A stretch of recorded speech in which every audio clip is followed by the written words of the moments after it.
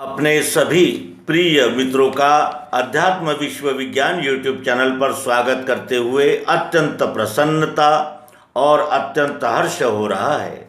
मित्रों, हम श्रीमद् भगवद गीतोपनिषद का हिंदी अनुवाद आपके समक्ष प्रस्तुत कर चुके हैं। आइए अब गीता अमृतसार नामक श्रीमद् भगवद गीता का अर्थबोध संक्षिप्त में श्री मायानंद जी चैतन्य इन्होंने प्रस्तुत किया है, जो भुजंग प्रयात वृत्त में हमारे सामने उपस्थित है। हमने इसके पूर्व के अंक में अध्याय पहला अर्जुन विषाद योग प्रस्तुत किया था। आइए अब देखें अध्याय दूसरा सांख्य योग। इस अध्याय का सांख्य योग नाम रखा है। सांख्य शास्त्र यह दर्शन शास्त्र का एक विभाग है, एक शाखा है, और इस सांख्य शास्त्र की रचना कपिल मुनि ने की है। कपिल मुनि ये अत्यंत यानी जिसे कहते हैं कि आंकड़ों में कहने वाला शास्त्र है। इसलिए इसे सांख्य शास्त्र कहते हैं, और कपिल मुनि ने सांख्य शास्त्र की रचना की है। कपिल मुनि की बहुत सी बातें भगवान श्री कृष्ण जी ने इस श्रीमद् भगवद गीता में मान्य की है, क्योंकि सांख्य शास्त्र यह सभी बातों का सांख्यिक विचार करता है। जैसे पंचमहाभूत यानी 5 महाभूत, 3 गुण और इन 8 का समुच्चय 9वीं गुण साम्या, यह इस प्रकार से वो संख्या में बताने वाला शास्त्र रहने से प्रमाणनीय माना जाता है। और इसी सांख्य शास्त्र नामक श्रीमद् भगवद गीतोपनिषद के हिंदी संक्षिप्त संस्करण गीतामृतसार के दूसरे अध्याय में भगवान श्री कृष्ण जी कहते हैं, देखी दृढ़ निश्चय अर्जुन का दृढ़ निश्चय क्या था? कुलनाशक गुरु दोष से जन्म कर्म मिट जाए, जन निंदा अपकीर्ति चिर रहे जगत में छाए। सोच यह मानी मैंने हार, वचन बोल यह अर्जुन ने सब डाल दिए हथियार। कुलनाशक गुरु दोष से धर्म कर्म मिट जाए, जन निंदा अपकीर्ति चिर रहे जगत में छाए। और इस प्रकार वो दृढ़ निश्चय कर लिया कि मैं युद्ध नहीं करूँगा, ऐसा कह के वो रथ के पिछले भाग में जाकर बैठ गया। देखी दृढ़ निश्चय अर्जुन का, कहे कृष्ण जी सुनो पार्थ, अब भेद सत्य हित का, सोच करना ही नहीं जिसका, उसका जो नर सोच करे वह भागी है दुख का। असत जड़ स्थिर नहीं रहने का, कोटि यत्न यदि करे नहीं, अभाव कभी सत का। हुआ जो पैदा जाने का, यही सनातन नियम गया वह पैदा होने का। अजर अमर है आत्मा सब देहों में एक, मरे नहीं मारे नहीं, घूमे भूत अनेक। समुझ यह ले निज कर्म आधार, इस मत से जो चले उसी का निश्चित है उद्धार। ओ संतो गीतामृत सार, अर्थ प्रेम से पिए उसे, नहीं जन्म मरण संसार। यह अर्जुन का दृढ़ निश्चय देखकर श्री कृष्ण जी कहने लगे, सुनो पार्थ अब भेद सत्य हित का। अब सुनो, सत्य और हित का भेद मैं तुम्हें बताता हूँ। मैं जो बता रहा हूँ वो सत्य है और हित का है, हितकारी है। सोच करना ही नहीं जिसका सोच करना ही नहीं चाहिए, व्यर्थ है, जिसमें हम कोई हस्तक्षेप कर ही नहीं सकता। हम अगर चाहें कि पश्चिम से सूरज यानी सामने आए, ऊपर उठे तो नहीं हो सकता, पूर्व से ही उठेगा। क्यों?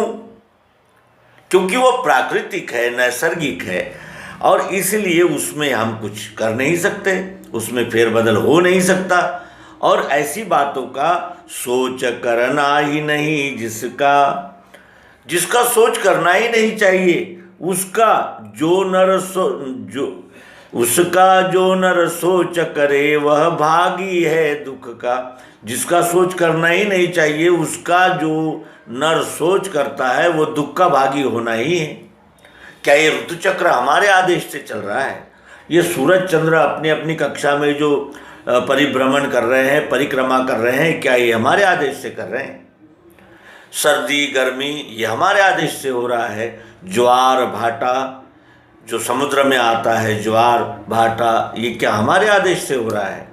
क्या हमारे आदेश से कोई जन्म लेता है? क्या हमारे आदेश से उसका समापन होता है, रूपांतरण होता है?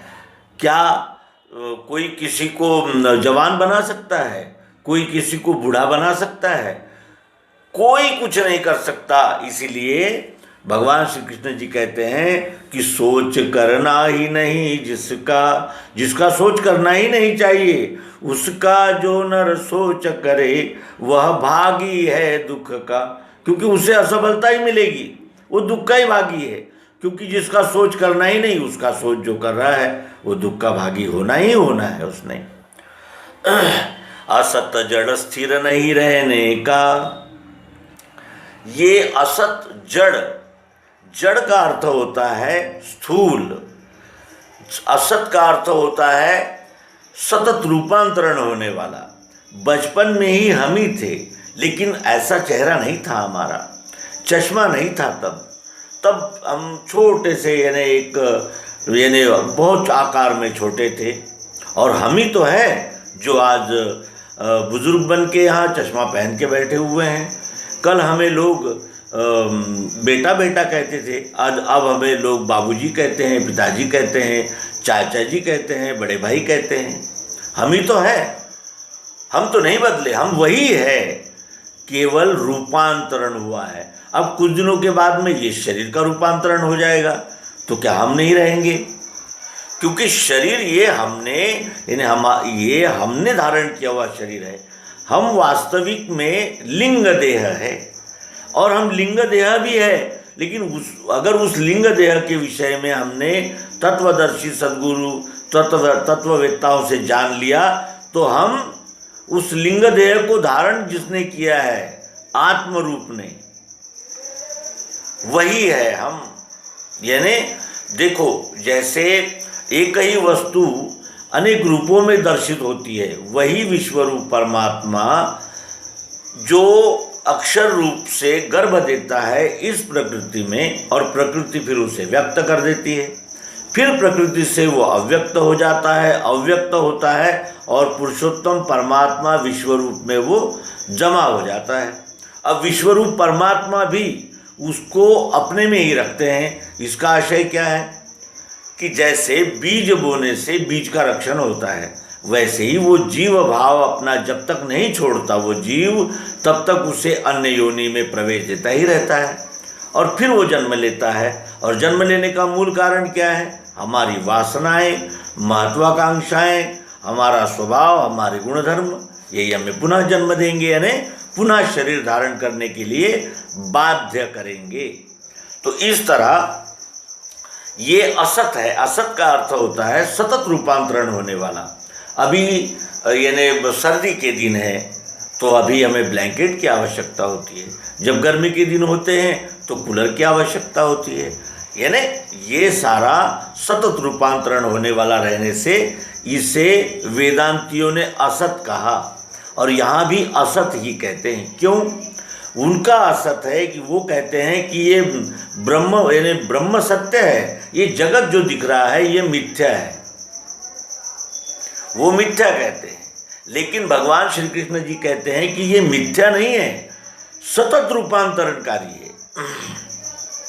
जैसा अभी आप देख रहे हैं वैसा ही कुछ क्षण के बाद नहीं दिखेगा, क्योंकि उसका सतत रूपांतरण होना यही उसका स्वरूप है।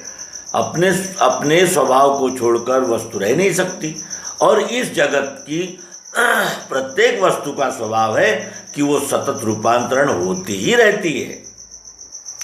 इस तरह असत जड़, जड़ यानी स्थूल, असत जड़ स्थिर नहीं रहने का, ये स्थिर नहीं रह सकता। अगर हम चाहते कि हम बच्चे ही रहें तो क्या हम रह सकते थे? ऐसा हो ही नहीं सकता। और अब अगर हम चाहें कि हम यही ऐसे ही रहे, वैसा भी नहीं हो सकता। सतत रूपांतरण ये तो प्राकृतिक नियम है, और इसलिए इसे असत और जड़ कहा है। असत जड़ स्थिर नहीं रहने का, कोटि यत्न यदि करे नहीं, अभाव कभी सत का। अगर कोई कोटि यत्न भी करे तो भी असत जड़ जो है ये क्षरगति स्थिर नहीं रह सकती, और कितना भी कोई यानी कर्मठ हो और कितना भी कोई सामर्थ्यशाली हो, वो कभी भी सत का अभाव भी नहीं कर सकता, और सत का कभी अभाव होता ही नहीं, हो ही नहीं सकता। क्यों? सत उसे ही कहते हैं जो सदा है, सर्व यानी सदैव है और सतत है, सब में है, एक रस है, उसे ही सत्य कहते हैं। सत्य उसे कहते हैं जो अपरिवर्तनीय है। अब अपरिवर्तनीय क्या है? जैसे हम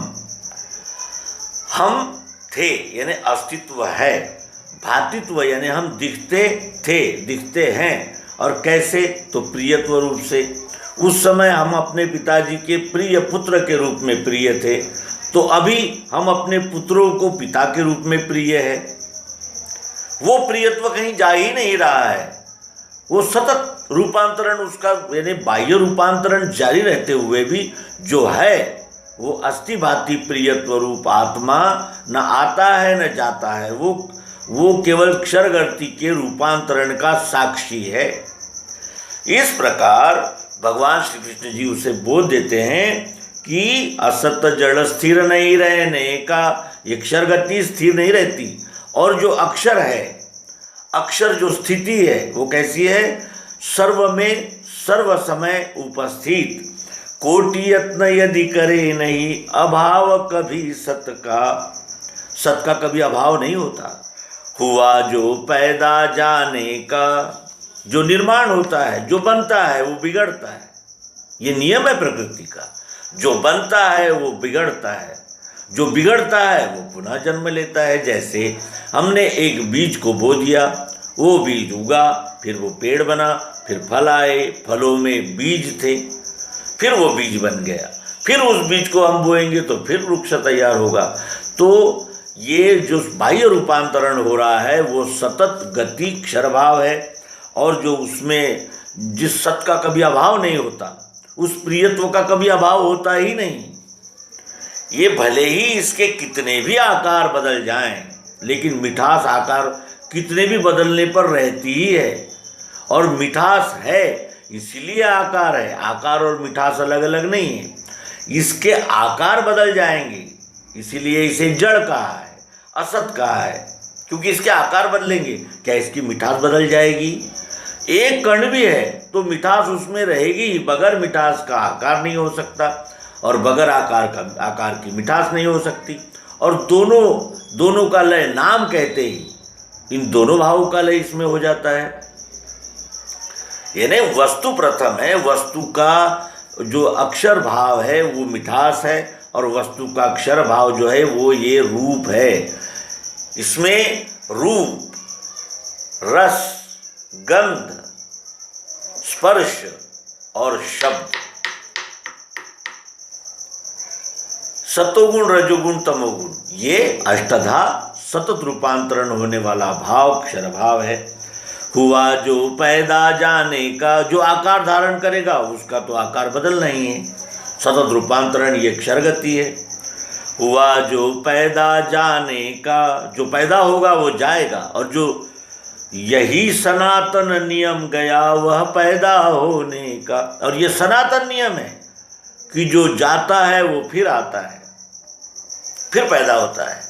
इधर उत्पत्ति, स्थिति और लय, फिर उत्पत्ति, फिर स्थिति और लय, ये अखंड मंडलाकार चक्र विश्वरूप परमात्मा का सतत जारी रहता है अर्जुन।